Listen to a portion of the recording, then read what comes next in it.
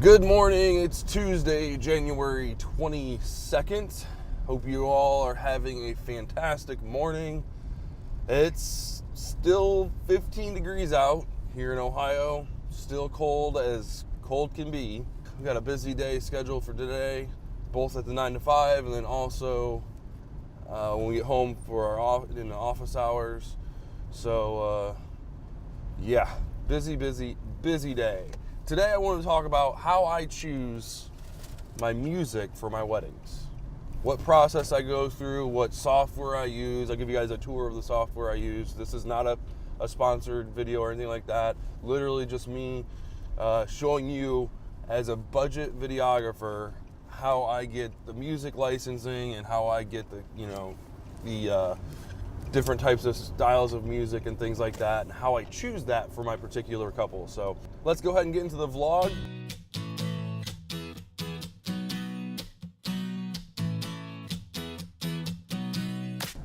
So I use a website called Soundstripe. This website is basically a monthly subscription of, I think it's $15 a month. You can purchase a full year to get a 25% discount, which is nice. It's really nice. What it does for you is it offers you royalty-free music, and essentially there's artists on there that put their music up for downloads.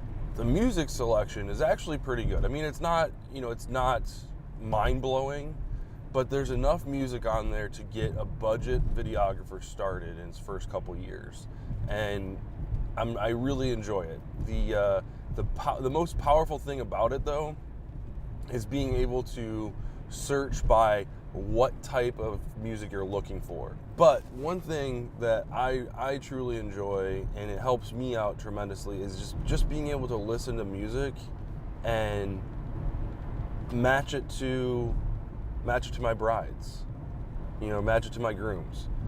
Being able to say, okay, this is a more upbeat couple. They're kind of funny and, goofy. I need to find a song that's matching theirs. So I literally go in, and those keywords that I just used, funny, goofy, upbeat, those are in there, right? So you click on those, and I get a list of what songs are there. And it shows me kind of like the wavelengths of the song, so I can see, okay, here's a huge upbeat right here, so this is where we'll put this right when the bride kisses the groom, blah blah blah. Like, this is a huge moment for them, and it's really, really cool. All right, we pulled into work. Let's go ahead and get this 9 to 5 over and continue the vlog and move into our videography work for the day. Hope you guys are having a great day. Let's get to it. Alright, so just got done eating lunch, picked up the pup from the doctor's. He had a surgery, so he won't be making any puppies, but he's okay. He's doing good. Right, aren't you, Bowser? You doing good, boy? You good boy? Yeah. So he's got to wear the cone of shame for 10 to 14 days. I know he's not going to be excited about that, but we'll get through it. He's a good dog. Alright, let's go drop him off and head back to work. All right, we dropped the pup off at home, got his cone of shame on. He does not like that shade at all. No siree. And we got to keep it on him for 10 days, at least 10 days. Oh boy, it's going to be a long 10 days. So we're on our way back to work. It's like 4:30, so we got about an hour and a half, 2 hours left of 9 to 5 job. One of the things that I like to do when I'm first meeting my brides and grooms for the first time, like when I meet them face to face. Obviously, when I meet them over the phone and talk to them over the phone in the initial conversation, I'm trying to gain as much information as I can. But what I've discovered is that first phone call is kind of meant for finding out about the couple, right? Finding out, where everything's going, how they met, stuff like that, and really, kind of like the 20,000 feet view, right? And then when you meet the client for the first time, like face to face, where you set up a time, like, okay, I really would like to meet you guys, kind of talk over your wedding and kind of like what your ideas were, try and get some inspiration, that is where you're going to ask them like the in-depth questions. Like, I really, take me through your guys' day. I want to know how you guys met. I want to know the details about your relationship, and kind of the ins and outs, and how you guys kind of mesh together. I want to know the significance of every detail about the love between you two. I want to tell your story and kind of get, and that's where you get their story from, is that first face-to-face meeting. Make sure you're taking notes and asking them questions that will help guide you in filming things on the day of their wedding, right? So, like, obviously the couple will pick decor that's meaningful to them, but unless you know if there is like specific meaning from between, like, so, like, for example, a specific flower, right? This happens all the time, where a bride will pick a specific flower for like their centerpieces at their tables, or maybe in their bouquets, or maybe their bridesmaids or maid of honors, or maybe the groomsman's flower that was either a favorite flower of a loved one or a family member that's no longer with us, or maybe it's one of her favorite flowers. They don't just, some do, but not everybody just says, I like that one because it looks cool, right? They, finding out where those significant key points are and then highlighting those in the films. That's where you're going to really kind of get those that's where you're really going to get those tear-jerking moments. And unless you find that information out ahead of time, you'll have to film everything and hope that you hit something. And rather than filming everything and hope that you film and then that you hit something, why don't you ask about everything and film the most meaningful things, right? A, you'll spend less time editing, right? Because you won't have to go through nearly as much footage. B, you won't be taking as much footage. You can focus on other things like, the bride and the groom and things like that, and kind of working your day through there and like actually enjoy the day. And C, it'll come through in the final product so much more powerful. So I always go into, I always find out more about the client during that first meeting face to face than I do during the initial meeting. It doesn't seem like it, right? I ask more questions during like the phone call, right? I ask more questions, get more answers, the thing I need. But the face-to-face meeting is like 100% open-ended questions, right? Tell me about how you guys met. And then you just listen. Let them talk. Where did you guys go to school at? When was the first time you guys saw each other? Not the first time you talked, but like the first time you saw each other. Tell me about the first time you guys interacted with each other. When was the first time? Tell me about your first date. Tell me about when you proposed to her, right? All of these explain to me, how did you feel? What did you say? Like, all those questions is what's going to invoke emotion in your films. And that's what you want to know before going in.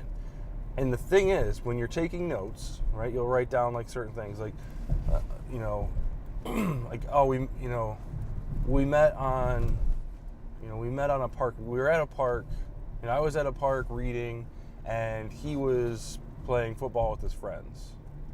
Just an example. And that's when I first saw him, right?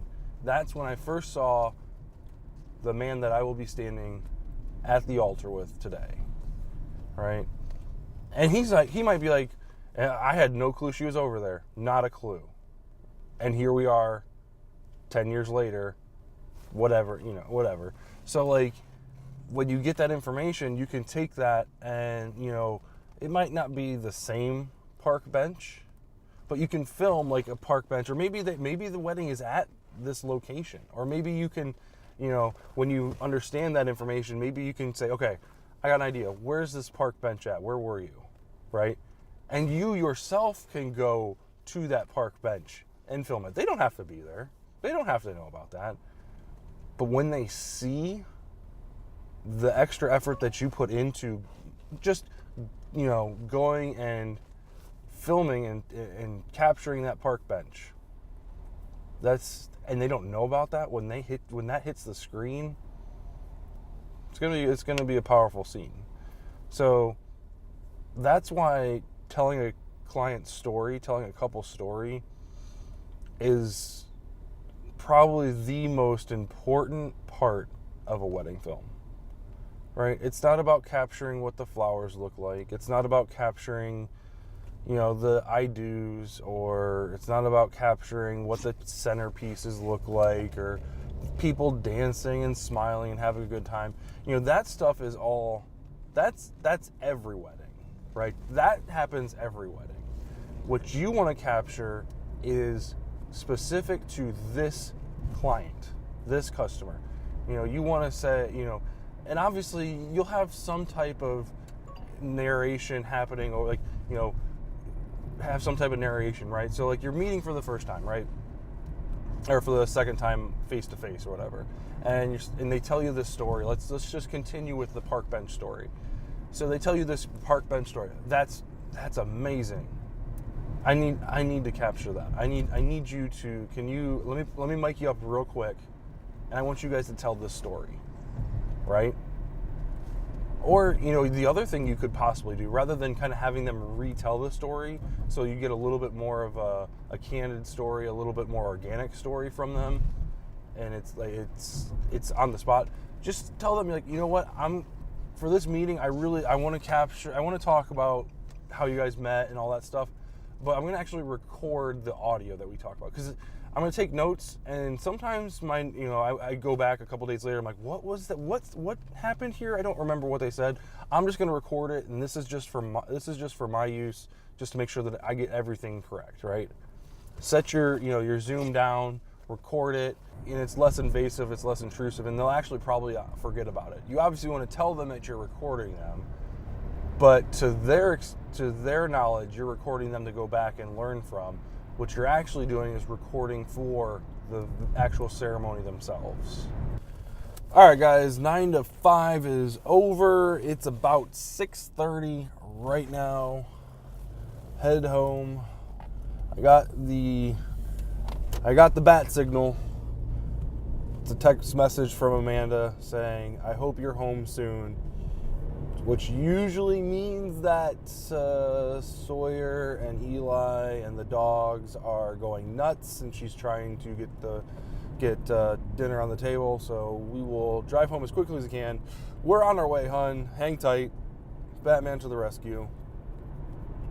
In all seriousness, it was a pretty. We had a productive day today. We had a productive day today for sure. Got some coaching in, trained the new supervisor a little bit, Derek. Got a chance to hold a little huddle before we went up with a new program with about 20 people. Try to get them motivated, give them a little bit more information, things like that. Try to motivate a sales team. Can be difficult at times, but it's got to get done. So I did have a phone call scheduled for today at 7 with a potential bride. Unfortunately, I received a text message from her, and it said that she was not going to be able to make it to our meeting. She's going to have to cancel, and she would call me back as soon as she possibly could. And yeah. So and the problem is, so my biggest thing is I always immediately jump to the worst conclusion possible, right? When I hear that type of message or get that type of information from a client, I always jump to, well, that's it. They went with somebody else. They're not going with me. Case closed, move on to the next one. When in all reality, I don't know that. Something could have came up. She said that she was getting her master, she's in the middle of getting her master's. She just got over the flu a couple days ago and trying to plan a wedding. So, something could have come up legitimately. So I have no reason to immediately jump to that conclusion, but I do anyway. So, and I just think that's just who I am. And if you're part of that group, then it's okay. We're here for each other. Let's talk it through, right? Maybe something came up and she just can't talk today, right? Maybe she'll call. Maybe she'll call tomorrow, or the next day, or maybe she just won't call. Anyway, but that goes to show you. So here's the lesson learned from this experience, and this is kind of food for thought. Learn from my experience. So I talked to this bride yesterday, right, on via Messenger, Facebook Messenger, and she's like, I left her my phone number. I was like, hey, call me when you're available. We could talk about your wedding. And she responded and said, oh yeah, I'm so glad you contacted me. Are you available to talk? And I should have just said yes, right? I was in work. I should have just taken like a 5 to 10 minute break. I should have just said yes, got the information from the client, got my my foot in the door a little bit.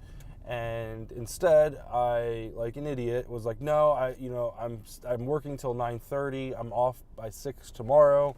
And she responded, oh, okay, well, I'll talk to you at 7 o'clock tomorrow, which is today. And then this afternoon, I get a text message stating, oh yeah, I got to cancel. Something came up. I'll talk to you. I'll talk to you as soon as I can. So I'm not saying that she rushed me off or anything like that. All I'm saying is, I should have taken the opportunity to talk to her when I had the chance, right? 5, 10, 15 minutes off of my job, taking my hour lunch break, early or whatever. I should have done that, and I don't know why I didn't. So learn from my mistakes. If you've got a bride that says, hey, I want to talk, you should be dropping everything you're doing, right? Dropping everything you're doing and getting on the phone. Because that doesn't happen very often. That was my mistake. And the more you know. All right, guys. We got back from work. Had some dinner with the family. Hung out with the pup. And we took his collar. We took a collar off of him. He was okay with it. He just kept bumping into things. But it doesn't really fit in his cage very well. And we're just closely monitoring him. So make sure that he's not like picking at his stitches and things like that. So he's going to be great. He's upstairs sleeping. Glad to have him home. Glad he's okay. And so we got to make a quick contract agreement for a potential bride who's looking to hire Amanda and myself for May 24th, 2019. So we're hoping to land this one. And this is up in Findlay. So I'm excited to be up near my stomping grounds in Tiffin. So, all right, guys. So this is soundstripe.com. This is the website that I use for all my music for all of my weddings so far. It's a great website, simple to use, easy to identify what's going on and where to find things at. It's very popular. 707 filmmakers joined in the past 7 days. So it's extremely popular. As far as pricing goes, so this is the landing page that you'll go to. They've got some information that you can grab here. Pricing wise, let's see here. Okay, good. So you can be billed annually for $135 a year, unlimited song licenses, custom playlists, things like that. There's some really good stuff in here to listen to. So not just listening for or using for like videography work and commercial work and stuff like that, but like just making, like if you're a streamer, like if you stream on Twitch or whatever, this is another option for you as far as getting those licensed music to actually play in your background. They also have a bill me monthly option, which is $15 a month. This is the option that I've chosen to go with, just because I never know what's going to be going on next month, and I want to pay month by month. But I feel like the end of 2019, I'll be ready to kind of take the plunge and go with the $135 option. Obviously, this is the better option if you want to pay for the full year in advance. You get a decent amount off. All right, so when you log in, this is kind of what you'll get to landing page wise. You got home, playlist, songs, sound effects, and my music. Each of these is just a single button, except for My Music. Obviously, you've got like playlists and stuff like that there. You can follow artists, so when people release new music, you can be notified and stuff like that. Over here, you've got like kind of your profile settings and all that stuff, licenses, team members, things like that. And you can, if they've also got a dark mode you can turn on, which, love it or hate it, it is what it is. So here's kind of how it works. If you go under songs, right, that's where you have all these different filters right here. You've got mood, you've got genre, pace, instruments, key, artist, playlist, vocals, instrumental, duration, beats per minute, and advance. And each one of these opens up and there's just options, right? Just options. And all these right here, like this is the master list right here, all these are all linked in these tags. So when I click on happy, it looks for all of the the quote happy songs that are all tagged happy. And this is it's just tons of music. And the great thing about this is you can actually pick multiple of them. So happy, joy, mellow, right? So it just cycles through all of these and just picks up the ones that are happy, joyful, and mellow.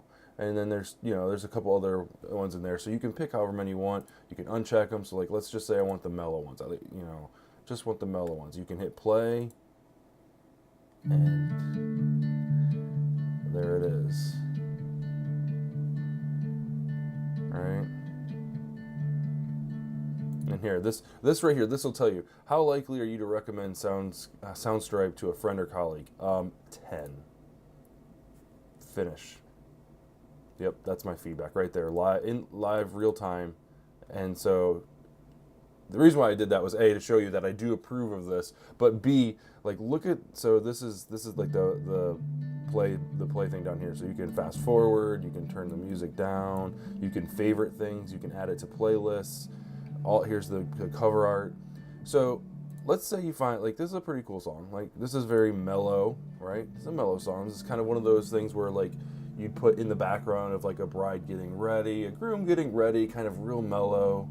Or maybe it's, like, behind, like, a speech or something like that, kind of, like, building up to something. All right, we really like this song. So let's go ahead and you just click on license. All of that, it's a single-use license, right? So you get to use this one for one project. That's it, right? You don't download it and use it for infinite amount of time. You download it and use it for a single project. You pick in here, they got a couple like options that you can do. Wedding films and wedding videos in here, YouTube creator, others in here. So if you don't fall into any of these categories, you can click other. And then you just literally type in what the ceremony is or what the project is you're doing. Obviously for, copyright, reasons and legality reasons. So you just, I've just been typing in like my bride, my groom, and what's happening. So this is, these are all the saved files that I have. And then so let's go wedding. Let's just do YouTube creator, and let's just put daily vlog. So we're just gonna put daily vlog, and then we hit submit. It goes through this little thinking process, and boom. So here's what I was talking about with the different options you have, right? So the one that we just listened to was the 3 minute and 37 second. This is the primary one right here. You can download it in WAV and MP3. They've got an instrumental version that's 1 minute only. So for those of you that want to make 1 minute video clips and things like that, that's an option. 30 seconds and 15 seconds. Now these aren't always going to be here. Some of them just have the primary one. Some of them have more than this. Some of them have like vocals in the background, and some artists will take their vocals out, and that'll be an option and just say instrumental and then vocal or whatever. And then it's really up to the creator if they want to do MP3 or WAV. So it's kind of up to you what you want to use it for. Obviously MP3 is going to be a smaller document, so if you're just listening for enjoyment, MP3 is where you're going to want to go. If you're creating film, if you're creating for a client, WAV is going to where you want to go, because there's more bits in that WAV document. There's more information for you to work with over the MP3. So literally all you do is just click on which one you want, and boom, it's downloading in seconds, and you've got yourself a WAV document. It's pretty simple, right? And you can download as many of these as you want, and you're good to go. So you can just like see all the different genres that are available, right? And you can mix and match these, right? So tribal, let's do tribal, and let's do aggressive tribal. Okay, so there's only two, but I mean, let's see what we got here. Yeah, that's that's pretty aggressive, right? And you've got some like big, sounds like some big drums in there, you know. So at any rate, so I mean this is really kind of, and I've just scratched the surface of this. It's amazing what you can do with this, and you can search by your artist. So if you've got a favorite artist or whatever, you can search by that. But yeah, it's really cool. Highly recommend it. There's a couple big YouTubers out there.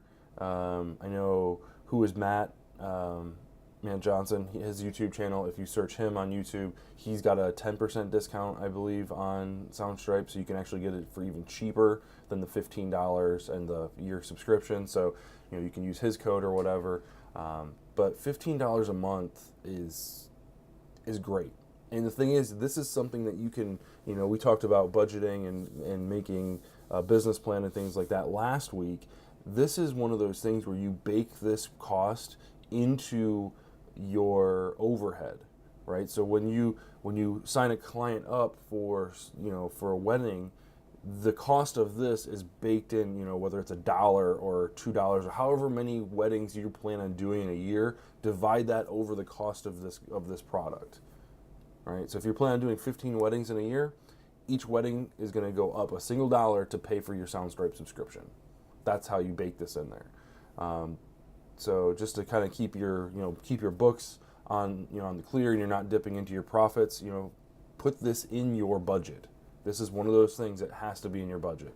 But yeah, that's Soundstripe in kind of a quick overpass. I haven't really fooled around with the sound effects at all yet. Haven't really used any of it, but it looks like there is just a ton of things to pick from. I mean, it's insane.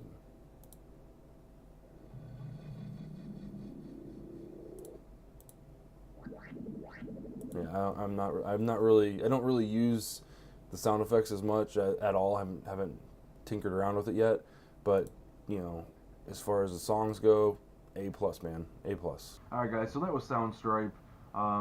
Again, I can't recommend this service enough. I know there's a lot of different licensing websites out there, but if you're on a budget and just starting out, this is a fantastic product to purchase, to subscribe to. It's a great company. No problems whatsoever from me here. It just works, and that's what you need when you're on a budget and you're looking for things that work and work well. Normally you have to pay a premium for that stuff, right? If you're looking for usually when I hear budget friendly, that usually means like some corners have been cut and cost savings are a huge factor. But this Soundstripe website, fantastic. So, all right, let's get back to editing, guys. All right, guys, we are going to end the vlog there. I hope you appreciate and enjoyed the kind of look into how I select music for my weddings and for my brides and grooms, as well as a kind of a closer look at Soundstripe. Again, not a sponsored video. I just love the software so much. The website's great. It's just a perfect interface for anybody on a budget and even people that aren't on a budget. It's just a great selection of music, and it just works. So we're going to end it here. We got some more work done on Katie and Chris's wedding. I'm really excited about the way that's turning out. There's a lot of really good stuff in there. Can't wait to show it. We'll see you guys tomorrow. Have a great night.